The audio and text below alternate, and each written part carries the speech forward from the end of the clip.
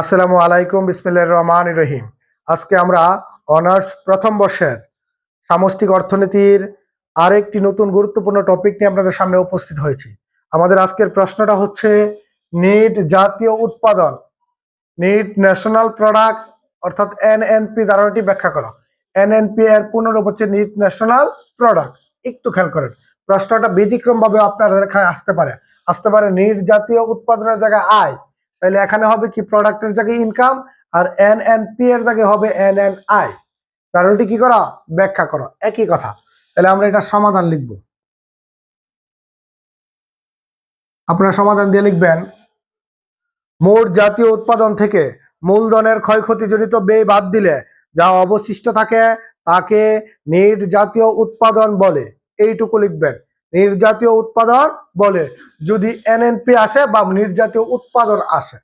আর যদি আপনাদের এখানে প্রশ্ন আসে নিট জাতীয় আয়, নিট ন্যাশনাল ইনকাম, এনএনআই, তাহলে আপনারা লিখবেন মোট জাতীয় আয় থেকে মূলধনের ক্ষয়ক্ষতিজনিত ব্যয় বাদ দিলে যা অবশিষ্ট থাকে তাকে নিট জাতীয় আয় বা এনএনআই বলে। কথা ক্লিয়ার?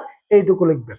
লেখার পরে আপনারা সূত্র লিখবেন, অর্থাৎ এনএনপি নির্ণয়ের সূত্র। এনএনপি নির্ণয়ের সূত্র হচ্ছে এটা,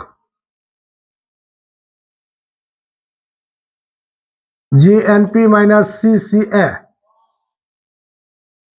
এই জিএনপি এবং সিসিএ অর্থাৎ এই যে জিএনপি মানে হচ্ছে মোট জাতীয় উৎপাদন, মোট জাতীয় উৎপাদন থেকে মূলধনের ক্ষয়ক্ষতিজনিত ব্যয় বাদ দিলে। এই সিসিএ মানে হচ্ছে মূলধনের ক্ষয়ক্ষতিজনিত ব্যয়।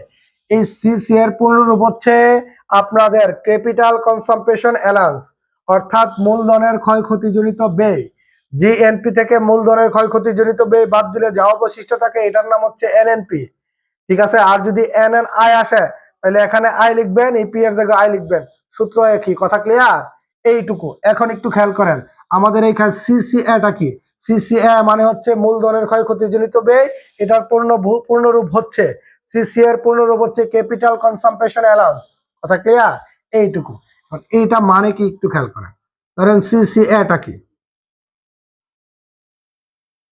ধরেন একটা একটা যন্ত্র আমরা কিনছি হচ্ছে 2 লাখ টাকা দিয়া। একটা যন্ত্র আমরা কিনছি 2 লক্ষ টাকা দিয়া। এখন কিছুদিন ব্যবহার করার পরে বা 1 বছর ব্যবহার করার পরে এটার মূল্য হয়েছে 1,50,000।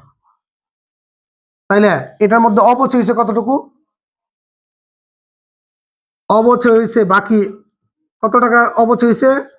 50,000। এই 50,000-এর নাম হচ্ছে মূলধন, মূলধনের ক্ষয়ক্ষতিজনিত ব্যয়, যেটাকে আমরা সিসি এর সূত্র প্রকাশ করতে পারি হচ্ছে আপনাদের আইজি মাইনাস হচ্ছে আয়ের। অর্থাৎ আইজি মানে যে টাকা দিয়া যন্ত্রপাতিটা কেনা হয়েছে এটা, আয়ের মানে যেটুকু ব্যবহার করার পরে যেটুকু রয়েছে সেটা হচ্ছে আয়ের। এটা থেকে এটা বিয়োগ করার পরে যেটা থাকে এটার নাম হচ্ছে মূলধনের ক্ষয়ক্ষতিজনিত ব্যয়। তাহলে মূলধনের ক্ষয়ক্ষতিজনিত ব্যয় যদি জিএনপি থেকে বাদ দেওয়া হয় তাহলে যেটা থাকে এটার নাম হচ্ছে এনএনপি। কথা ক্লিয়ার? আশা করছি প্রত্যেকে এই বিষয়টা পারবেন। খুদা হাফেজ, ভালো থাকবেন।